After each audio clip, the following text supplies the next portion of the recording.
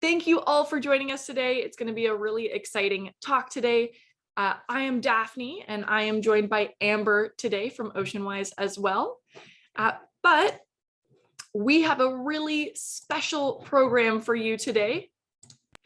We actually are joining you on behalf of the Canada SailGP team and Ocean Wise. And Ocean Wise was chosen by Canada SailGP as their Race for the Future partner to work together to inspire action to protect and restore the world's ocean as they compete in SailGP events around the globe. SailGP teams not only compete intensely on the water, but they are also scored on their efforts to make a positive difference for our planet. In the first race series, Canada SailGP placed third in the Impact League, and with your help, they are aiming to win the league. Canada has the longest coastline, and the Canada SailGP team has set the ambitious goal of engaging in sailing communities to clean up 10% of that distance, that longest coastline in the world that we have in Canada. So using Ocean Wise's data collection technology with Ocean Wise Shoreline Cleanup, the team will measure and report on all cleanups, as well as engage local community groups to participate. But thank you all for joining us today. My name is Daphne, and I am an educator with Ocean Wise. And I'm joined here, of course, by Amber from the Ocean Wise Shoreline Cleanup team. But Ocean Wise is a global organization headquartered in Vancouver, British Columbia, Canada, which is situated on the traditional, ancestral, and unceded lands of the Musqueam, Squamish, and Tsleil-Waututh First Peoples. And I'm really grateful that I get to connect to you all from those lands today, and that we can continue to think about how we can better respect the land, water, and sky around us as they have since time immemorial. So as we go through the program today, we can think about some of those ways that we can better impact all of that nature and natural world around us. But I also want to acknowledge that we all use water. We all love water and enjoy it. And a lot of waters and bodies of water that we might see are also territories and well-loved spaces for many people. So no matter where we are on water, we also want to think about who's at home we might be visiting while we're there as well. But thank you all so much for joining us today. Ocean Wise is a not-for-profit nonprofit organization whose mission is to empower communities and individuals to take action to protect and restore our world's oceans. And I just want to start us off today by talking about how important the ocean is to all of us.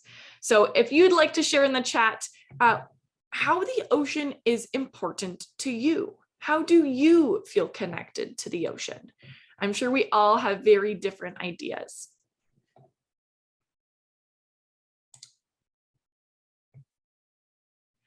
Some of the things we might think about are how it gives us oxygen, water, food, livelihood, or even beauty to enjoy. There's so much that we get from the ocean, but also so many things that we can give it in return. I know we have some folks joining from lakes or inland, so maybe you don't have access to the ocean. Feel free to share a connection you have with just water in general. It all leads to the ocean eventually, so we're all connected to the ocean. Yeah, it's our life source. Yeah, maybe you are a sailor and you feel connected through those activities that you do, so lots of recreation, definitely. There's so many ways that we feel connected. And a lot of those fun adventures that we have, no matter how old we are a big part of that. Yeah, maybe swimming, scuba diving. Yeah, freedom to sail where you want and when. Yeah, it's kind of a nice freedom. I think of that as like a bike as well, but for some of us, that might be on a sailboat. Amazing. Well, I want to test you to see how much you already know about what the ocean gives us. So I have a little bit of trivia to get us going today. So if you haven't opened up your chat already, please do so. There should be a little chat icon at the bottom of your screen, or 3 little dots that you can click on that should have a chat option you can pop up. So first question is, how many oceans are there on Earth? What do you think? Are there 1, 5, 7, or 10 oceans on this planet that we live on? Ooh, we've got a big mix of answers coming in the chat. I love it. Thanks for the participation, everyone. Oh, I see lots of 5s, lots of 7s, some 10s. The answer, my friends, is it might seem like there are the large 5 oceans, but really there aren't actually any barriers between all of those. So although we have names, really, we have one big ocean. And that means that no matter where we live, we are connected to people across the world by that ocean and that water. Yeah, it's a bit of a trick question. All right, next one. Approximately 35 million jobs are linked to the ocean worldwide. Do you think that 35 million people, their livelihoods are connected to the ocean? Is that true or false, my friends? What do we think? I'm getting a bunch for true, some for false, lots of trues. All right, the answer is it's actually around 350 million. So there are so many people around the world that do rely on the ocean to help their family and themselves survive. It's really, really important.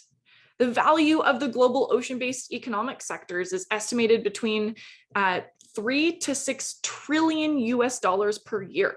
So that means negative effects in the ocean could directly impact millions of people's livelihoods within Commonwealth communities and communities around the world.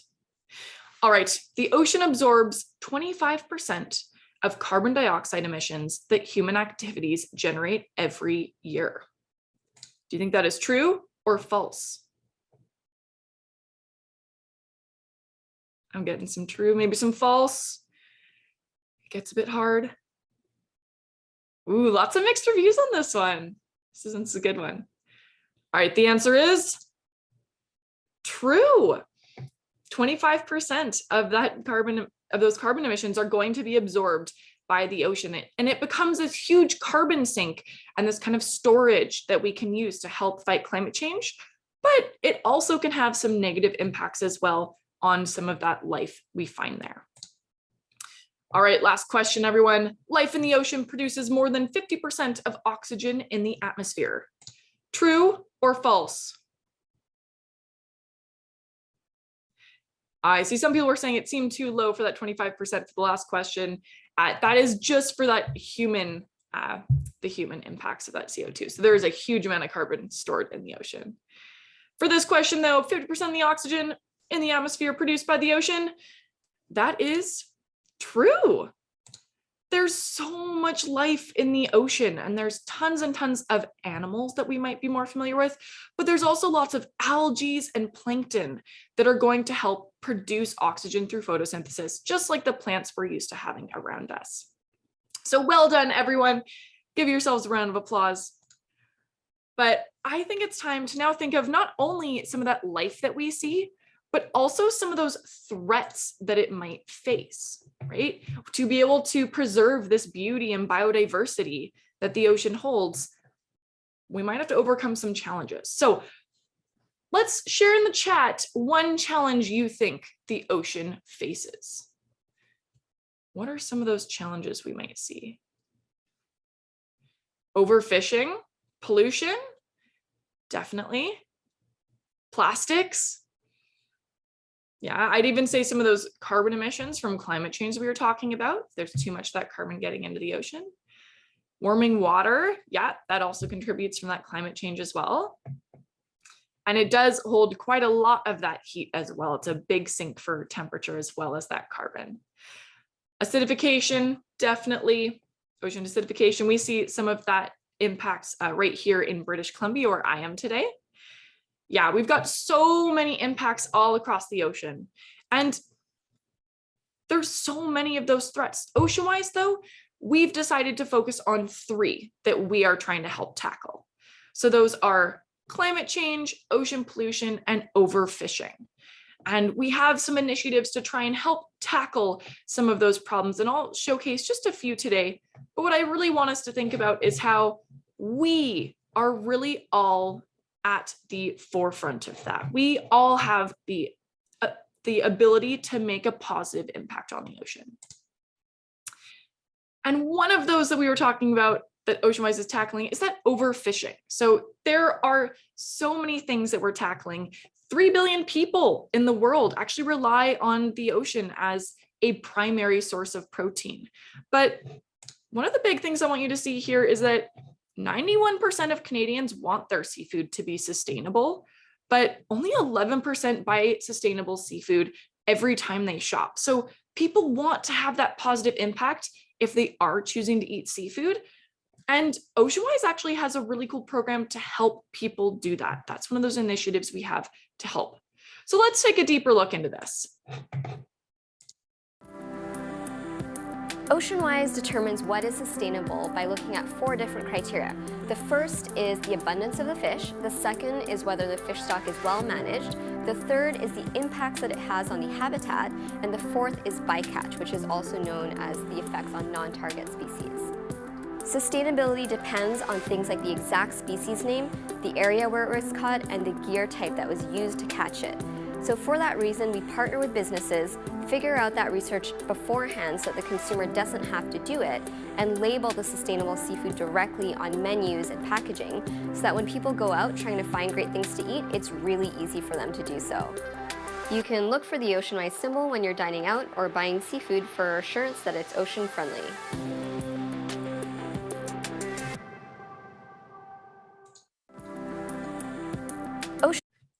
So there are some really great ways that we can help support sustainable seafood, be able to get livelihood and food sources from the ocean while still making a smaller impact. And that can support biodiversity in so many ways around so many amazing ecosystems.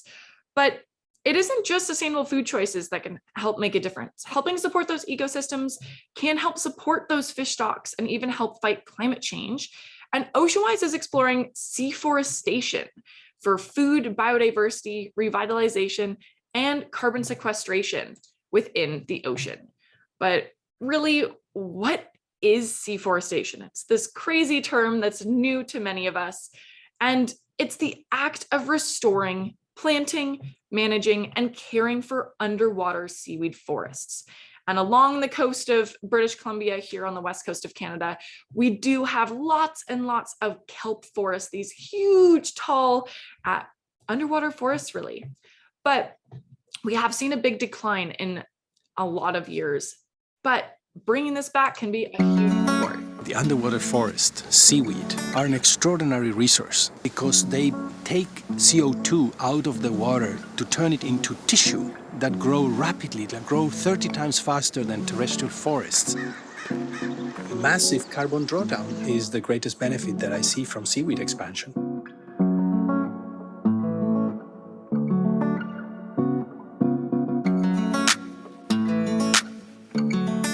We at Ocean Wise believe that we can play a role in ensuring that the industry receives the best possible scientific guidance on how to maximize environmental returns, where to place their farms so that carbon sequestration is maximized, where to place their farms so that fisheries benefit, and how to carry out an operation that is safe and produce a product that is safe for everybody.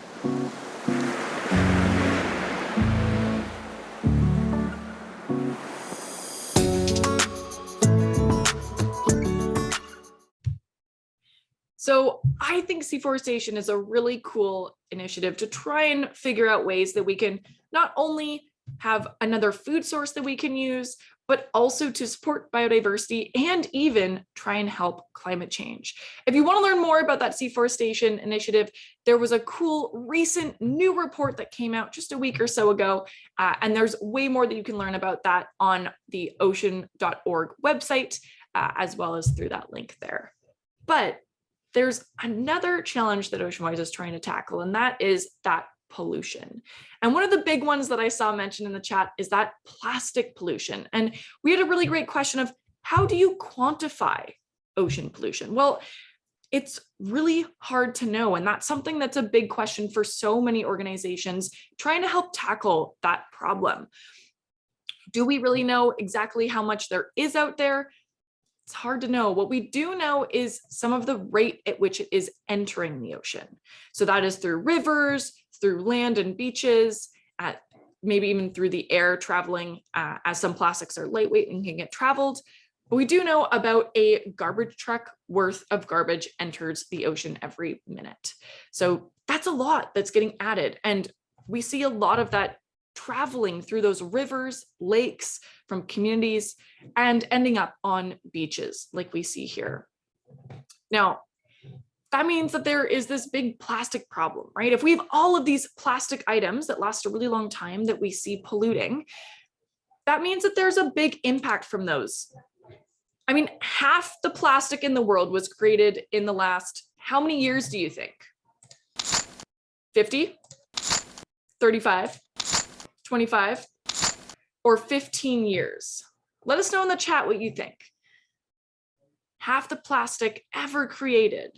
How many years was it created in the last bit? Some guesses for 25, some for 15. We got a variety of ideas. Well, you know what? The answer is, unfortunately, 15. So we are producing a ton of plastic these days. I see some of us mentioning a great place for plastic-free July. That's right. We have now entered July, and that is a great month to join the Plastic-Free July Challenge. We can chat about that a little bit more later, but I wanted to mention one other connection that this has, and that is it's not just the physical plastic pollution. It also means that there's annual emissions from creating that plastic, recycling it, and all of that life cycle of it. In 2019, we were producing about 0.86 gigatons of carbon for the plastic life cycle. Now, that doesn't mean a whole lot, but that means that that number is equivalent to over 2 times the emissions of the state of California. That's a lot of pollution that's caused by plastics. California is really big, has a huge population. But if we don't change our habits, then by 2050, we expect that to increase to the equivalent of 615 coal plants. That's pretty wild. The good thing is that it doesn't have to be the reality, right? We have the power, all of us, to make that difference and reduce that impact. We can not only impact that plastic pollution, but also the impacts on the atmosphere and climate change as well. Because 50% of plastic produced is designed for immediate disposal. And that's a big challenge for all of us. And there's so many ways for us to reduce those unnecessary plastics that we have in our lives. In Canada, 15 billion plastic bags are used every year. In the US, that's about 100 billion. That's a lot, but there's so many ways to reduce that. Some of that is through individual action. Some of it can be through legislation. And we've had a big win in Canada recently, or at least a start, maybe a stepping stone. And that is that Canada has started banning certain single-use plastics and trying to help others or organizations and businesses find alternatives. So they actually decided these based on data from people just like you who have done Ocean Wise shoreline cleanups in the past, through all the data of what was most commonly picked up. So I'll give you 10 seconds to guess what the 6 initial items being banned are. There are 6 of the most common items we see picked up at shoreline cleanups. And I know there's so many other countries and that are way ahead of Canada. We're a bit behind on the times, but hopefully we can make a big difference as this happens. Yeah, plastic bags, water bottles, masks. Oh, that's a good one. Yeah, we've seen a lot of that through COVID-19. Straws, there's so many. In this case, they're going with checkout bags, stir sticks, 6-pack rings, cutlery, straws, and hard to recycle food packaging as a start. But that's where all of us can continue to make that difference and impact all of this. And that's exactly what Canada SailGP team is trying to do. They are looking to expand their impact and the impact from all these shoreline cleanups across Canada and the world. And they're going to carry this out with the support of to support the ocean so we can have a healthier ocean to enjoy and sail on for all of us. And this helps reduce the garbage that enters the ocean each day. So we'll hear a little bit from them on why it's important to them. Here at Pulpit Rock, and together with Ocean Wise, we've challenged ourselves to clean up the equivalent of Canada's shoreline in trash pickups. So pretty much everywhere we go, we see garbage on the ground. So we're gonna make sure we pick it up. And on top of that, we're also gonna be collecting all of the data of what we pick up, then hopefully work towards removing that from our ecosystem. A rope, lots of plastic. I mean, way too many bottles. Yeah, man, look right now. It's crazy what washes up. The missile trash kind of comes like when we have storms and stuff, when like they were just kind of wash up in the sewer. Missile stuff is like you will find lobster cages or like plastic bottles or plastic tops. Kind of sad to see, to be honest. It makes you realise we need to do it a bit more often. I also challenge all of the other teams to go to the exact same spot we just went to, because there is a lot more there. We just ran out of ways of bringing it back.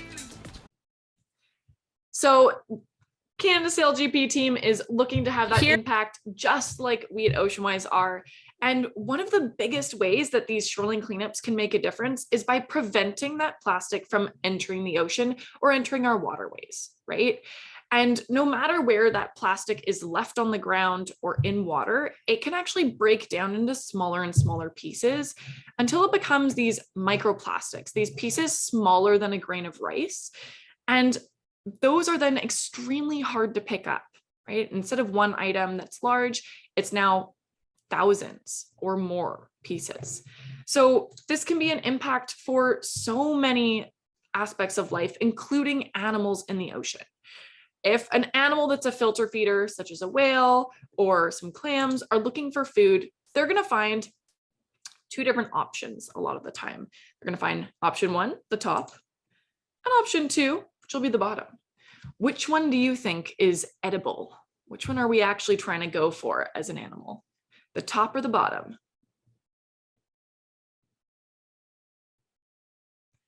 Feel free to share in the chat or share with someone next to you. I'm getting a whole bunch of suggestions for bottom. You are correct.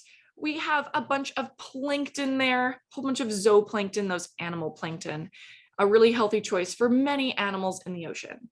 The top was more of those microplastics that we are hoping to avoid. But unfortunately, a lot of animals don't have that option. As a filter feeder, they're going to get a lot of a mix of both. So that's where doing these cleanups, as well as learning more about the impacts, can make a difference. And Ocean Wise has an amazing plastics lab and group of world-class researchers looking to learn more about a different type of these microplastics as well, these microfibers that we find coming off of our clothing and other textiles. And this can be really hard to identify for animals and researchers. So I wanted to put you to the test today to see if you could be a researcher just like we have in the plastics lab. So we're going to play a game of guess who? Microfiber or algae? So get your chats ready, and here we go. First one, what do we think? Let us know in the chat. Is that algae or microfiber?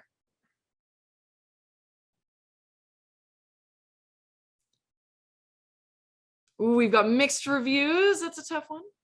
This case, it is a microfiber, probably some nylon fabric from something like a rain jacket or other really sturdy material. All right, what do we think?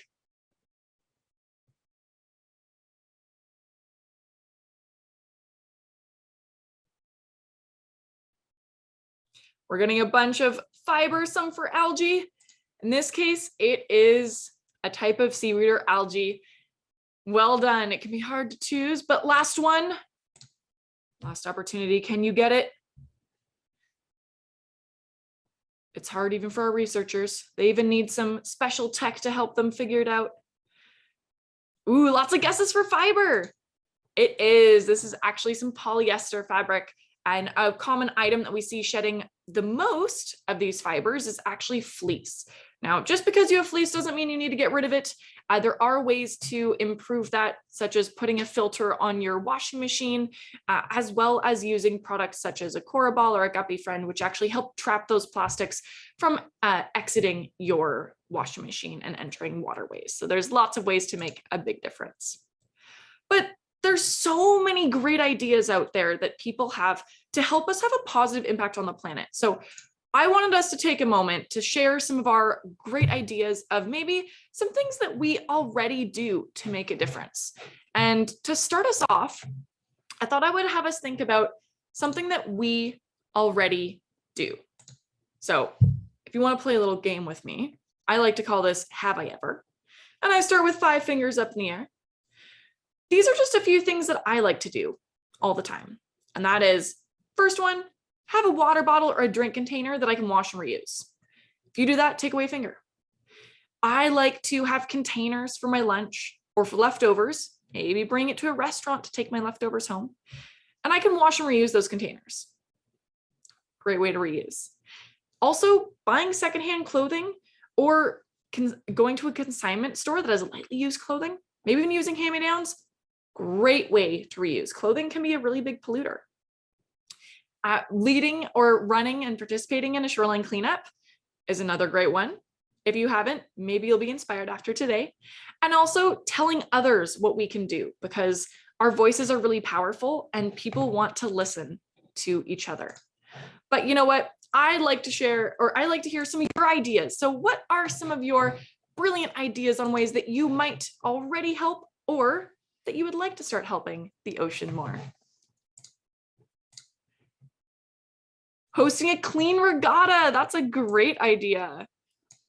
There's probably some amazing ideas to add to that on what we might see in that. Host a clean regatta. Use a service that is recycling, and many things that maybe got recycled than a normal service might. So yeah, recycle, which is kind of a last resort, I would say, but it's good to do. Or look for extended recycle services, maybe. Banning suntan lotions that can have harmful chemicals. So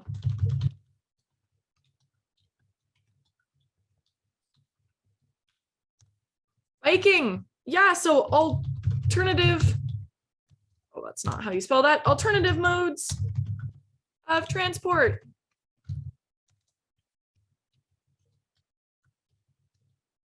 Yeah, there are so many. Some of the ones that I said too, like reusing clothing, definitely. Yeah, maybe having trash or barriers in marinas. Yeah.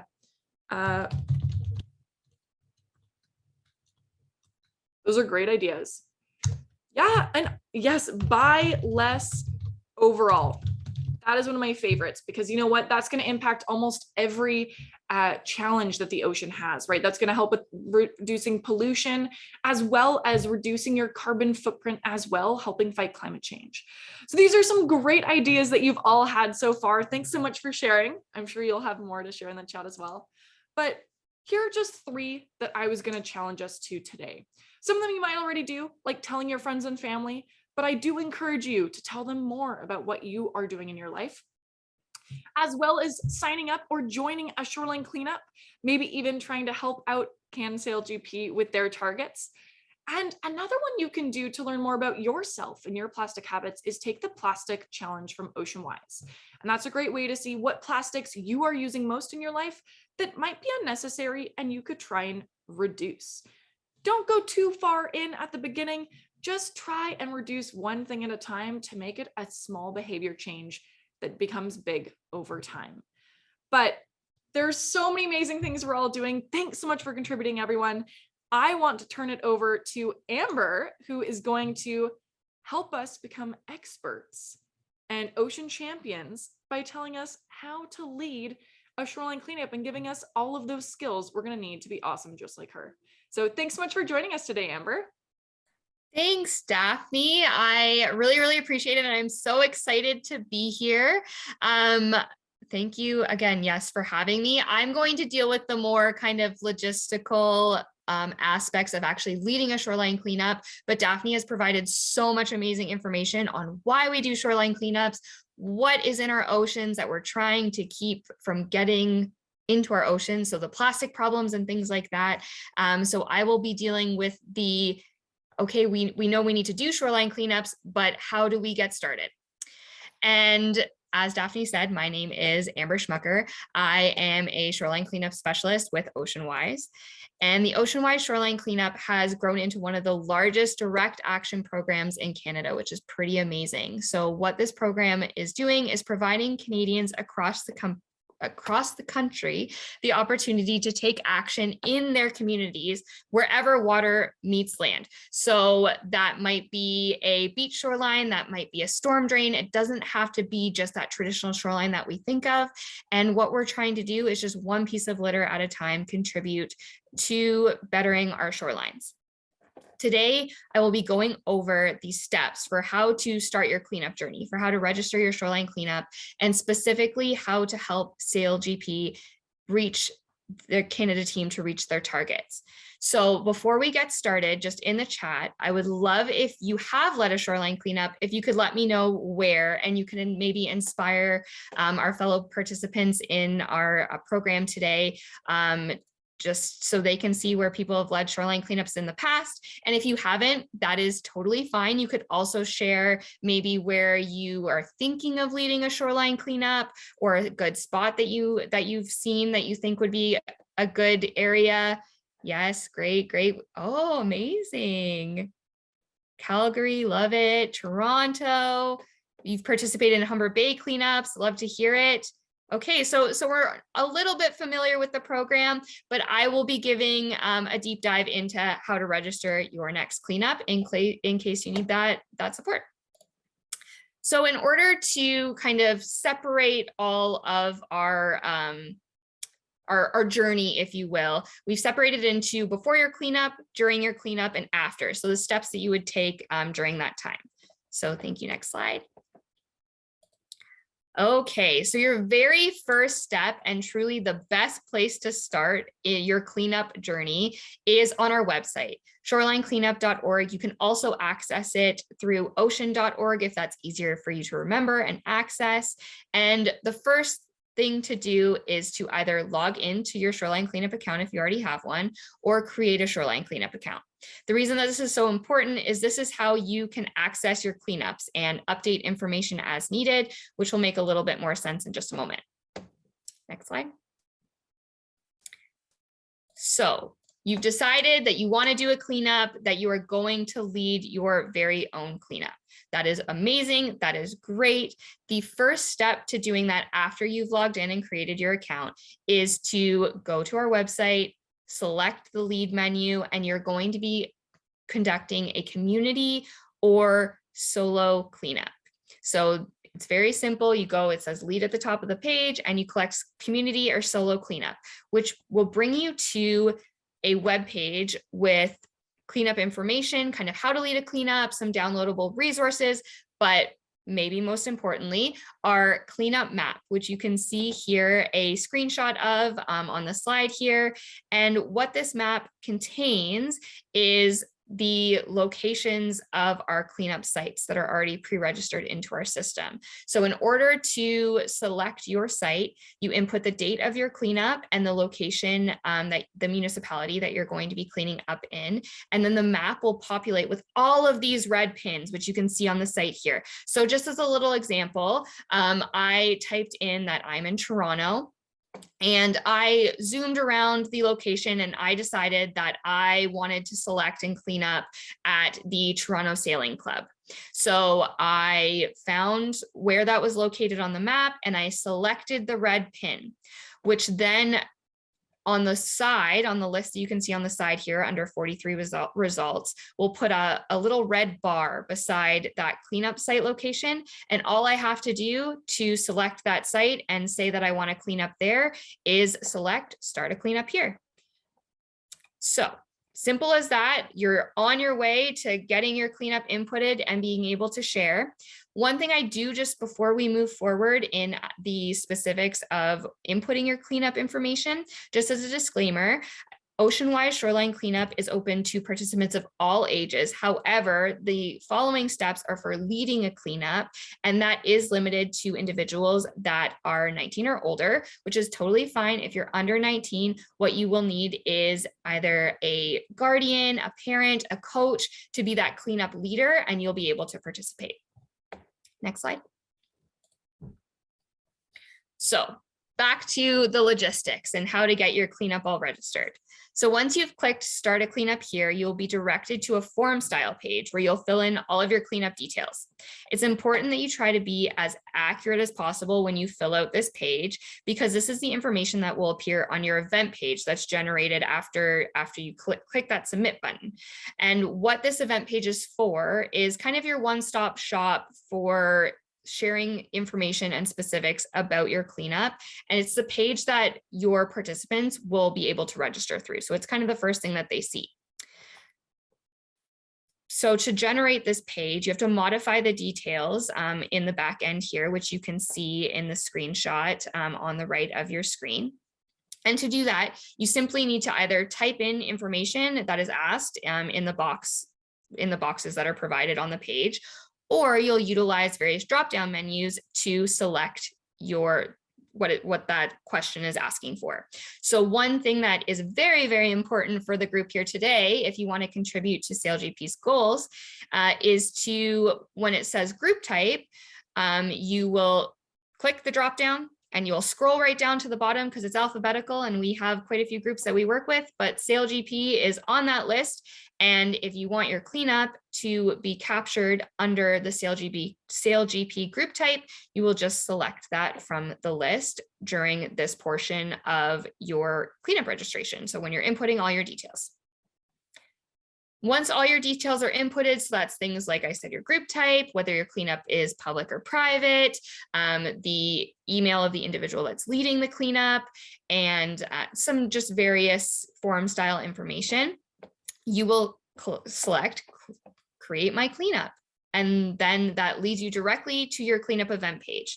So this is the page where cleanup participants, as I said, will actually register for your specific cleanup, but it also has some resources for you as the cleanup leader, things like municipal instructions. So this is a document that you can access that will tell you additional information about if we know of any support that's available through the municipality for things like cleanup supplies, or if there's any permitting requirements and things like that. So there is some additional resources on this page that are important for our cleanup leaders. You're also able to share your cleanup directly from your event page, which is a really handy feature. So that might be through social media. There's an email button that you can click. It generates an email for you with the cleanup link, and then you can just input the emails of people you want to share it with. Or you can even just copy and paste the event link, which will allow people to sign up directly on the event page. Next slide, please.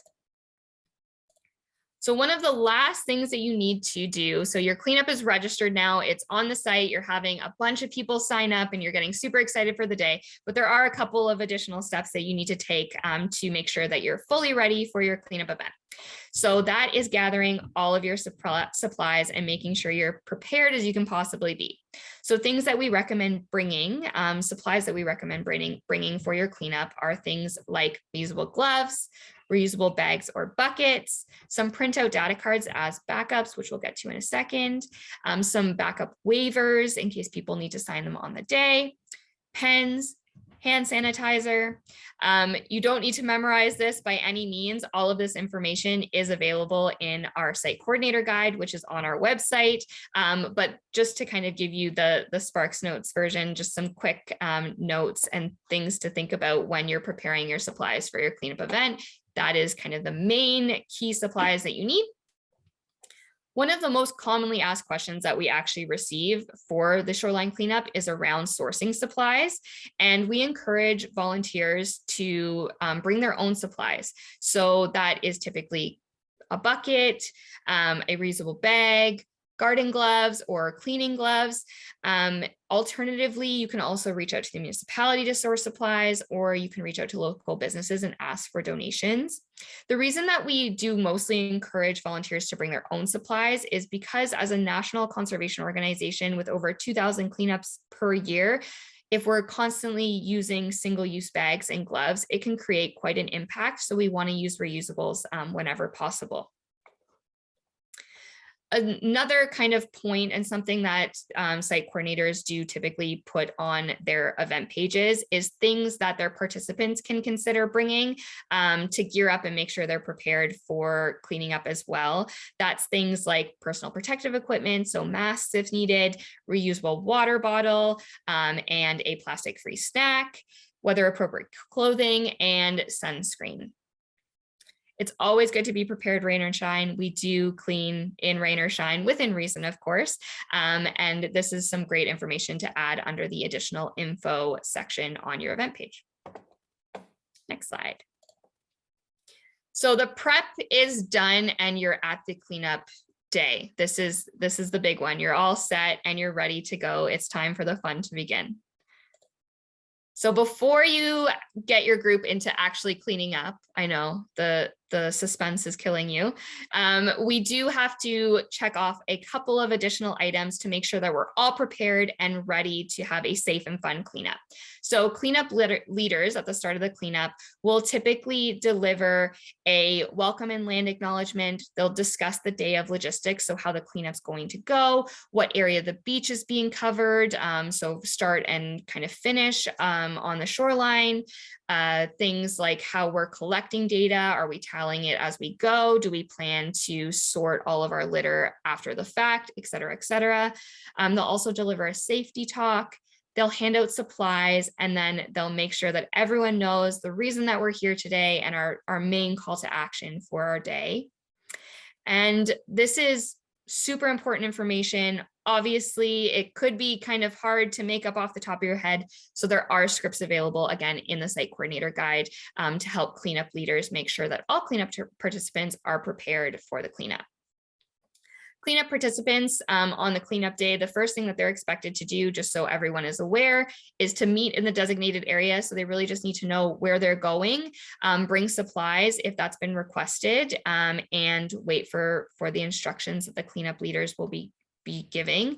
The most important part for cleanup leaders and cleanup participants during that time is that they're being safe and having fun. And that they're also recording data. So this is how we track impact, is through our data card, and it's an extremely important step. So Ocean Wise shoreline cleanup volunteers track the different types of litter that they find on shorelines by using our data card.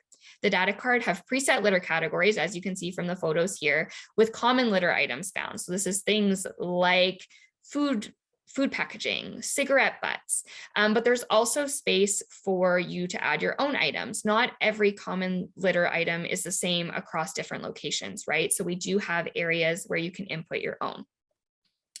There are two key data collection options. So two data cards that are available to you through the Ocean Wise Shoreline Cleanup. That is the physical data card, which is printed out by the cleanup leaders or yourself, depending on what has been agreed upon, and brought to the cleanup to fill out with a pen or pencil. Or there is the digital data card, which is my personal favorite, which you receive a link on the morning of your cleanup, and you can access that and just input the litter that you find and tally it directly into your phone. Next slide, please. So once you are squared away, you know how the digital data card or the data card in general is working, and you have all of your information that you need. That is when the cleanup leaders set everyone out to start cleaning up. You're fully prepared to clean up the shorelines. And this is arguably the best part of it all. It's the most fun, as you can see by everyone smiling faces in this photo. Now, during the cleanup, there's also another really key piece, which is estimating the total weight of the litter collected and sorting out any recyclables from the litter that's brought back to home base. This is important because then we can designate the recyclables and make sure that they make it into the recycling stream. And then the landfill litter can be disposed of appropriately in the landfill stream. So what this can kind of look like is sometimes there are groups that do opt to sort their litter after the fact. So they don't tally while they're going, they'll tally at the end. So this looks kind of like a big mountain of litter that they're sorting. So I will add that if that's the case, there would be another step kind of in here where you would estimate the total weight, either by using a comparison item like a 5-pound dumbbell, or maybe you do have a luggage scale or something like that to estimate the total weight of litter collected. Then you would tally each of the individual litter items that you find with the litter categories on the data card. And then you would ensure that the recyclables go to the recycling, and then anything left over goes to the landfill stream. All right, your cleanup journey is almost complete, but after the cleanup, there still is a couple more important steps to take just to close out your cleanup journey. Arguably one of the most important steps, and I know I've said that a lot, so maybe we'll have to vote on most important step afterwards, but one of the most important steps to complete your journey is to submit your data and your survey. This is how we track your impact, but also your contribution to SailGP's cleanup goal, which is also very important. If you tracked your litter with your mobile device, so that digital data card, which is my personal favorite, and this is why, you can just submit your data directly from that app, which is amazing. So no collecting data cards and inputting it after the fact. If you tracked your litter data on the physical data card, then you can submit by logging into your Shoreline Cleanup account and visiting your event page and manually inputting that data. We also collect a survey summary, which tells us some key stats on how your cleanup went, and also let us know any unusual items you collected. So for those of you that have let it clean up in the past, if you could leave some unusual items that maybe you found, that would be super interesting. But on the slide, you can see some of the ones that past cleanups have located as well. My favorite one is the hula hoop, but maybe you have a favorite unusual item that you found. And as always, if you have any questions through your cleanup journey, the Shoreline Cleanup team is always there and can be contacted via, next slide, via our social channels or our email. Really, we just want to be there every step of the way for your cleanup and ensure that you are supported. So the very last step is contact us if you need us, but also to share your journey with us as well. We want to hear your success. We want to know how your cleanup went. So you can share your photos and your experiences with both Ocean Wise and Canada SailGP. So to make things easy, if you want to take a photo even of this last page, you can. So you have all of our social channels and contact information. If not, you can find them online, or we can provide this as well. And Ocean Wise's virtual educational programming is part of Waves of Change program, and this is made possible with the funding of the Government of Canada, just so we're all aware. If there are any, I do see a bunch of questions coming in through the chat, so if there are any questions at all, I can take those now. And just thank you for being here today. I really appreciate it, and I can't wait to see all of the great cleanups over the summer. Yeah, thank you all so much for joining us today. And thank you so much, Amber, for having, bringing us through what it really is like behind the scenes of helping lead a cleanup. I also just wanted to say that if people feel a bit overwhelmed leading their own, you can also sign up to join other publicly posted ones as well. But it's always great to be, get out there and be a leader and try and start one yourself for people to join. I'll start us off with some of the questions that we had in the chat. So we've left this last bit of time for questions that anyone has. We had first one about fish. So this is, I believe, for seafood. When we want to consume seafood, how do we know if it is contaminated with plastic? Because we know that there's those microplastics, those teeny tiny plastics that a lot of animals are ingesting, as we talked about. And unfortunately, there's not a great way to know how much or how little those animals have consumed until you really take a look at what they've eaten inside their stomach. So really there's, I would say, just a bit of a risk no matter what you're eating. Unfortunately, microplastics have been found in soil, in water, and in air. So it is kind of all around us. And by reducing our plastic impact and buying less, that's a great way to help reduce those plastics around us.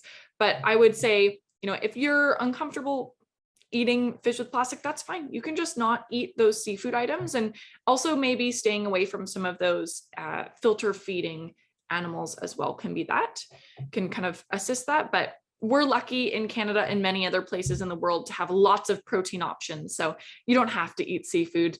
We just say, if you are going to, please try and choose those sustainable items, and you can look for that Ocean Wise symbol to help you choose that. I know we got some suggestions of some strange items that people have found on shoreline cleanups. Amber, I'm not sure what your craziest was. I think my craziest was finding a pear, like the fruit, a pear inside of a bottle, like a wine bottle. And we have no idea how somebody got it in there, probably some crazy magic trick, but I thought that was the craziest thing I've seen. I don't know about you, Amber, but that's a good one. That is a really, really good one. My craziest item is I found a bag of like wrestling figurines, like old WWE like rubber figurines. That was very, very strange. And it was like a whole like grocery bag of them. So I don't know if somebody came to play with them and forgot them or dumped them, but that was definitely a surprise. Yeah, I know that in, I believe it's Texas, they're finding a whole bunch of dolls on beaches right now too. So there's some weird things that float in from the ocean, especially things that have kind of been hanging out in big sort of currents in the ocean that eventually get released from that. So they have animals growing on them and things. Yeah, I know that, yeah, there was a helmet found in Bermuda by the Canada SailGP team, and probably some other interesting things as well. Maybe they'll share some of those other weird items. But a great question for you, Amber. Ocean Wise is an international not-for-profit. We are focused in Canada, but we are trying to become more and more international and connect to others around the world. And we do have a bunch of deforestation initiatives happening around Chile and Argentina as well. But for shoreline cleanup, do you cover other countries, maybe even the US? So we did launch the Ocean Wise Shoreline Cleanup US. So our current, where we currently function is California and Texas. If there are other sites that you're interested in, we do have a site submission process that you can submit sites through that are then reviewed for consideration. So I would definitely recommend reaching out to us via email at shorelinecleanup@ocean.org and just give a little bit of background, and we can definitely help you and give you more information about that specific site or state. But easy answer, in theory, yes. Difficult answer, in practice, it does vary, and there is an approval process. I would say that's also something that we're hoping to expand, is being able to have it be easier access to folks, not just in Canada, for some of those actions as well. So many great ideas out there. I see another one about knowing which restaurants serve Ocean Wise's certified sustainable seafood. And I believe we actually have a map on the Ocean Wise website under, I believe it's ocean.org/seafood could get you there. There should be at least a list, if not a map, that kind of shows you. I know that we do have mainly within Canada restaurants, and largely around sort of Greater Vancouver area, as well as around Greater Toronto and Montreal area, but it's expanding throughout the prairies and across Canada right now as well. And there are other certifications as well if you live in another country that you can look for. I know we're trying to expand into other countries as well, but as you all might know, it's a slow process sometimes for that. So there are many other ones that you can look for in grocery stores around the world, such as MSC, and in the States, I know MSC and Sea Choice are two of the other ones that you can look for as well. So lots of ways to make some smart choices for our protein options. But I have another great question about shoreline cleanup here for you, Amber. Is a shoreline cleanup on a river better than one in the ocean, or are they about the same impact? I can help you if this one's a tricky one for you. So I have no data to back this up personally, but I would say that if we're looking for direct impact in the ocean from a visual perspective and directly impacting the ocean.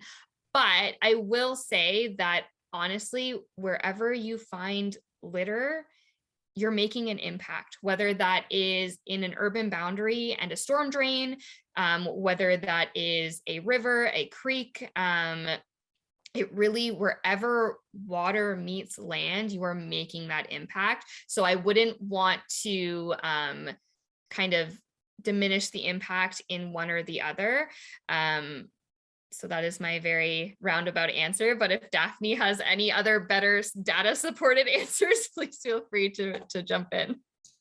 No, I would say same thing. You know, anything that we can get out is great. I would say though that an added benefit of picking things up before they've reached the ocean is that they are breaking down as they're traveling and being outside in the sun and the rain and everything like that. But they maybe haven't broken down as much yet. And so you're preventing even more microplastics from getting into those areas. But really, anything that you're finding around the ocean is also still breaking down. So there's lots of great ways. And honestly, one of the areas that I find the most garbage to pick up when I'm on cleanups is actually around benches and trash cans and places like that where humans hang out right next to the beach or right next to the river. So there's lots of great spots to help out. I would say anywhere really. And like you said, drains are another big one too. That for my area now, I'm located in Niagara, so I'm in Ontario, but the drains are the worst here actually, as opposed to the lake fronts and things like that. It's the storm drains. Amazing. Well, we've had some great questions in the chat. I know we aren't going to have time for all of them. I'm going to maybe take one or two more. I saw one about kind of just a question around Ocean Wise's strategy for trying to tackle these questions and kind of the scale of how we're doing these impacts. And I would say that we are trying to always grow those impacts as much as possible and have the option of people to do actions that are for themselves individually, but to also grow those impacts into more of a impact on government or legislation, things like that. But we also have some really cool initiatives looking to give tools to people to make those bigger impacts, if it's government or businesses, things like that. So we even do have a plastic reduction program, not only for the challenge for individuals, but also a program for businesses who want to reduce the unnecessary plastics that they're using, as well as we have some really cool apps to help with noise pollution for whales and ship strikes and things like that to help protect marine mammals as well. So those are things that hopefully we can bring to directly to ports and businesses and governments around the world, as well as we scale up even more. So hopefully we can do more of those big actions as we continue on. Yeah, lots of tools that we're looking for. So I would just like to say, I think we're pretty much out of time here. If you do have further questions for us at Ocean Wise, you can reach out to, I guess I'll say, online.learning@ocean.org, as well as if you're looking to have some questions for Canada SailGP, maybe send them a message on social media or anything like that. In a moment, I'll put that final slide up again for you to take a picture for any of those social media needs and things like that. But thank you all so much for joining us today. We're really glad that you got to join us and find some ways to learn more about the ocean and how we can have a more positive impact, but also how we can help Canada SailGP team make that impact league happen, how they can really win that and make a big difference for the ocean. So thank you all so much for joining us today. And I'll put that screen up for just one more minute.